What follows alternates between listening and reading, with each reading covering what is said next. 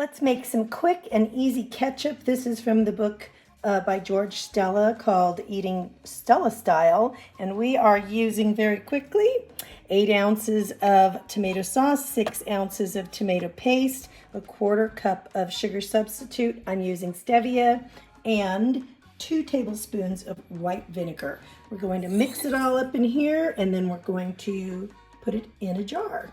And we can keep it up to 2 weeks in the fridge. I've got it all mixed up in this bowl, and I am going to put my elbow grease in here and mix it all together. Oh my goodness, you guys, I just tasted this. This is amazing.